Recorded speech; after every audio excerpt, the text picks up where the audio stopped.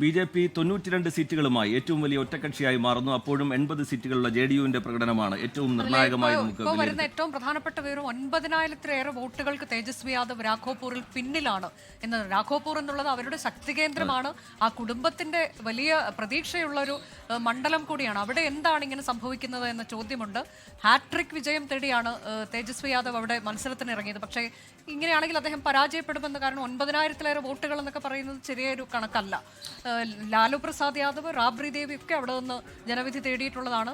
ഇദ്ദേഹവും കഴിഞ്ഞ തവണ എല്ലാം മത്സരിച്ച് വന്ന രാഘോപൂരിൽ നിന്ന് ജയിച്ചത് അവിടെ നിന്നാണ്. അപ്പോൾ ഹാട്രിക് വിജയം തേടി വന്നപ്പോൾ പരാജയമാണോ എന്നുള്ള, പരാജയം തന്നെയാണോ എന്നുള്ള വിലയിരുത്തലേക്ക് പോകാമെന്ന് തോന്നുന്നു. അതെ, റെക്കോർഡ് പോളിംഗ് എന്തിന്റെ സൂചനയാണ് എന്നുള്ളൊരു സംശയം ആദ്യഘട്ടത്തിൽ നിലനിന്നിരുന്നു. അത് ഈ ഒരു കൊടുങ്കാറ്റിന്റെ സൂചനയാണ് എന്ന് വ്യക്തമാക്കുന്ന തരത്തിലുള്ള തെരഞ്ഞെടുപ്പ് ഫലമാണ് പുറത്തുവരുന്നത്. ശ്രദ്ധേയമാണ്. രണ്ട് പാർട്ടികളുടെ പ്രകടനം കൂടി നമുക്കെടുത്ത് പരിശോധിക്കേണ്ടതുണ്ട്. അതിലൊന്ന് LJPയുടേതാണ്. 29 സീറ്റുകളിലാണ് അവർ മത്സരിച്ചത്. പക്ഷേ 20 സീറ്റുകളിലും അവർക്ക് ജയിക്കാൻ കഴിയുന്നു എന്നുള്ളത് വളരെ പ്രധാനപ്പെട്ടതാണ്. മറ്റൊന്ന് ജൻസുരാജ് പാർട്ടിയുടെ പ്രകടനം ഏത് തരത്തിലായിരിക്കും എന്നുള്ളത് ഈ തെരഞ്ഞെടുപ്പിൽ പ്രധാനമായി ഉറ്റുനോക്കിയിരുന്ന ഒരു വിഷയമായിരുന്നു.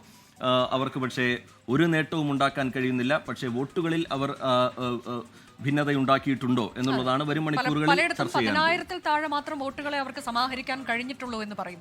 അങ്ങനെയെങ്കിൽ എന്താണ് അവർക്ക് സംഭവിച്ചത്? തെരഞ്ഞെടുപ്പ് തന്ത്രജ്ഞനാണ് പ്രശാന്ത് കിഷോർ, അദ്ദേഹത്തിന്റെ തന്ത്രങ്ങളൊക്കെ പാളിപ്പോയോ എന്നുള്ള ചോദ്യങ്ങൾ അതും അവിടെ ഉയർന്നു വരികയാണ്. ഒറ്റകക്ഷി എന്ന നിലയിൽ 92 എന്ന നിലയിലേക്ക് BJP കുതിക്കുമ്പോഴും നിതീഷ് കുമാറിനെ എത്രത്തോളം ബീഹാർ നെഞ്ചോട് ചേർക്കുന്നു എന്നുള്ളത്, വനിതാ വോട്ടർമാർക്കിടയിൽ എത്രത്തോളം സ്വാധീനം നിതീഷ് കുമാറിനുണ്ട് എന്നതൊക്കെ തെളിയിക്കുന്നതാണ് 80 എന്നുള്ള ആ അക്കം. നിതീഷ് കുമാർ തന്നെ മുഖ്യമന്ത്രിയാകുമെന്നുള്ള കാര്യം ഉറപ്പായിരിക്കുന്നു. ഇനി NDA ക്യാമ്പിൽ എന്താണ് സംഭവിക്കുന്നതെന്ന് കൂടി പരിശോധിക്കേണ്ടതുണ്ട്. വിനീത VG നമുക്കൊപ്പം ചേരുകയാണ്. വിനീത, പ്രധാനമന്ത്രി ഇന്ന് വൈകിട്ട് ജനങ്ങളെ അഭിസംബോധന ചെയ്യാൻ പോകുന്നു. NDA ക്യാമ്പ് വലിയ ആവേശത്തിലാണ്. ഒരുപക്ഷെ NDA ക്യാമ്പ് പോലും ഇത്രയും വലിയൊരു വിജയം പ്രതീക്ഷിച്ചിട്ടുണ്ടാവില്ല. നേരത്തെ നമ്മൾ പറഞ്ഞതുപോലെ ഒരു എക്സിറ്റ് പോൾ മാത്രമാണ് 200-നപ്പുറം NDA കടക്കുമെന്ന് പ്രവചിച്ചത്. മറ്റൊന്നും വലിയ വിജയം നേടുമെന്ന് പറഞ്ഞെങ്കിലും ഇത്രയും വലിയൊരു വിജയത്തിലേക്ക് പോകുമെന്ന് കണക്ക് കൂട്ടിയിരുന്നില്ല. വിനീത,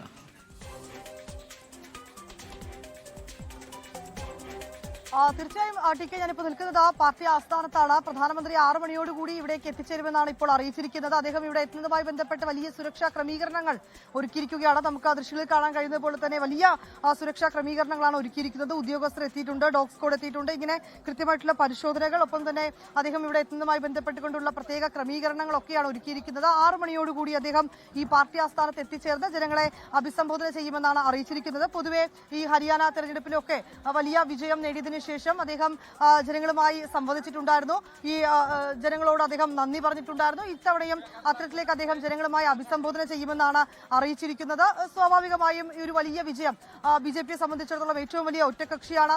നേരത്തെ തന്നെ നേതാക്കൾ ബീഹാർ ഞങ്ങൾ പിടിക്കുമെന്നൊക്കെ പറയുമ്പോഴും ഒരുപക്ഷെ ഇത്രയും വലിയ ഒരു വിജയം 200 സീറ്റുകൾക്ക് മുകളിൽ കിട്ടുമെന്നൊക്കെ കരുതിയിട്ട് പോലും ഉണ്ടാവില്ല. അത്രയും വലിയ വിജയം നൽകിയ ജനങ്ങൾക്ക് നന്ദി എന്ന് നേരത്തെ തന്നെ പ്രാദേശിക നേതാക്കളും കേന്ദ്ര നേതാക്കളും ഒക്കെ തന്നെ പ്രതികരിക്കുകയും ചെയ്തിട്ടുണ്ടായിരുന്നു. നമുക്ക് പാർട്ടി ആസ്ഥാനത്തേക്ക് വരുമ്പോൾ ഇപ്പോൾ തന്നെ പ്രാദേശിക നേതാക്കൾ ഇവിടെ എത്തിയിട്ടുണ്ട്. മറ്റ് പ്രധാനപ്പെട്ട നേതാക്കളൊക്കെ തന്നെ എത്തിക്കൊണ്ടേയിരിക്കുകയാണ്.